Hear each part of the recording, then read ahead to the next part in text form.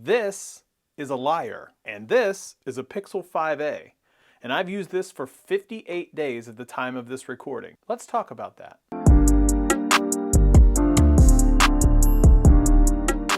What's up everybody, this is Scott. Welcome back to another video. In today's video, this is my essentially 2-month review of using the Pixel 5a as my daily driver. That's correct, 58 days. So a couple answers real quick because I can already hear you thinking on this side of the video. No, I can't tell you how I did that. Yes, I am telling the truth. No, I don't have the Pixel 6 or the 6 Pro. And yes, the 5a is still my daily driver. Thanks for stopping by. Now that I have that out of the way, let's start with the look, feel, and the aesthetics of the Pixel 5a. The Pixel 5a is that very familiar material bio-resin-like experience of that of the 4a and the 4a 5G, and honestly the Pixel 5 as well. However, it's very, very slippery, much like that of the Pixel 4a and the 4a 5G. And from a size perspective, it's just slightly taller than that of the 4a 5G, and it's definitely larger than that of the Pixel 5. It comes with 6 gigs of RAM and 128 gigs of storage, and that does not have expandable storage either. It's basically like a skinnier, slightly taller version of the 4a 5G, and I mean ever so slightly taller. This bad boy, like that of the A-line members before it, comes with a headphone jack, which is amazing, but even more amazing, actual stereo speakers. Now, I was given a bunch of crap last year for saying that the Pixel 5 speakers didn't sound that bad. I even made the mistake of saying that they actually sounded pretty good, which is, I think, exactly how I said it. However, these speakers are very, very good. They get nice and loud, and I am much happier now that I have true stereo speakers. The phone calls sound very, very good, and when the music comes out of the speakers, they're like this nice, full, rich sound. They definitely sound better than the Pixel 5 speakers for sure. Next, let's talk about the battery life. This thing comes in with a whopping 4,680 milliamp hour battery, and that lasts easily all day. Check out these battery screenshots that you can see on screen right now. And while this does not come with wireless charging, which is actually fine anyways in my particular opinion, it makes up for missing the wireless coils with a monster battery.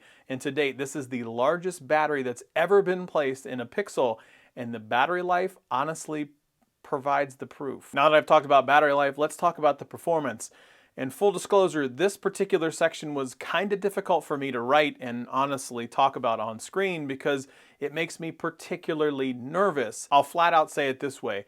I have personally experienced the heat warnings on my Pixel 5a, but that came when I was using the GPS in a hot window while it was plugged in charging at the same time as it was navigating, and also a little over 4 minutes straight of 4K 60 while on 5G and using stabilization. Now, to be fair, I have also experienced the heat issues on my regular Pixel 5 when recording in 4K 60, but that was also on a hot day while using 5G and stabilization. Outside of that, the performance was completely fine for me. I played Roblox with my kids, Golf Battle for myself, used all of the Microsoft Office applications, did Google Video Duo chats, Microsoft Teams conference calls, you name it, it handled it. I threw a whole bunch at it.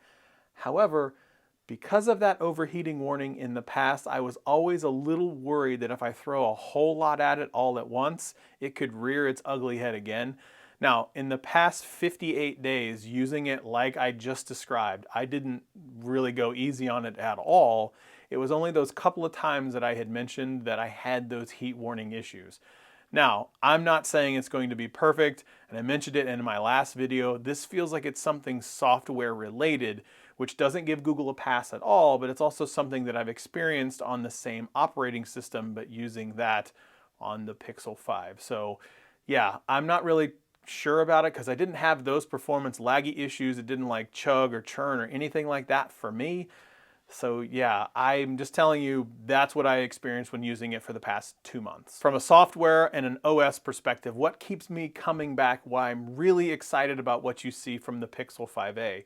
The voice transcription is one of the things that continues to keep me coming back, as well as the Google Assistants and the experience of a clean Android interface system that honestly just works for me. I know exactly what to expect when I'm using my Pixel 5, and I absolutely love it because of that. This wouldn't be a Pixel video unless I actually talked about the photos and the videos that come out of the Google Pixel 5a. So take a look at some of these shots and see exactly what you might be able to get out of the Pixel 5a.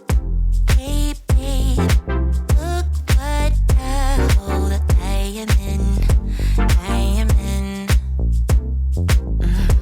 I try not to think too much about what might have been, might have been.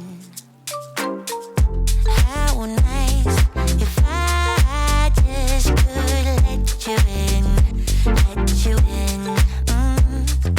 When somebody asked me the other day, why do you continuously use Pixel all the time when you have an iPhone 12 Pro Max, or you could use a Note 20 Ultra, or a whole plethora of other cameras? And the reason is the Pixel gives you the ability to trust that you're going to get the shot that you want, and it's going to be one of the best in the game because Google's computational photography. Like I said before, this particular device, or all of the Pixels itself, allows you to capture the moment that you want to capture, and then to be back in that exact same moment before the moment completely passes you by. It allows me to capture something that I can remember later, but still be in that moment because I can just trust that Google's going to get the shot that I want. Now, I mentioned all of the photos, but what I didn't mention is the video. Now, what you all don't know, well, some of you actually thought about it in the comments and leave the comment accordingly, is that I shot the Pixel 5a will be amazing video that you see on YouTube, and I will link right here. That entire video, which includes the microphones and exactly what you could see in here, that was completely shot on the actual Pixel 5. So the video on it that you see is exactly everything that you can expect to get straight out of the Pixel, no color correction, and the microphone itself is also no audio correction at all. Boiled down to the brass tacks, what does it mean?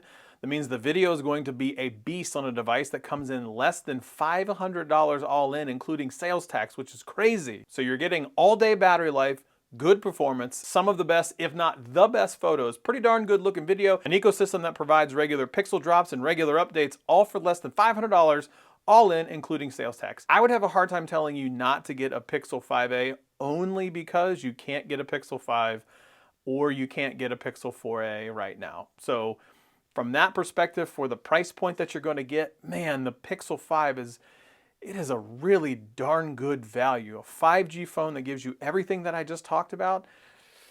Yeah, that is quite the package. Now, I personally believe that the performance will be fine, especially going to Android 12 within the next few months. But like everybody says, you shouldn't buy based on future updates, so I don't want to give Google a pass here.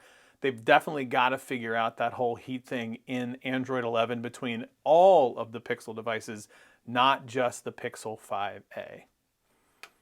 So at the end of the day, do I recommend the Pixel 5a? Yeah, I've been using it as my daily driver, and I plan to continue to use it as my daily driver until the Pixel 6 and the Pixel 6 Pro, which I will be buying in the fall. So yeah, if you have like a parent or something like that that's looking to get inside the Google Pixel ecosystem, this is definitely a device that you can get in for, again, less than $500 all in, including the sales tax that you get.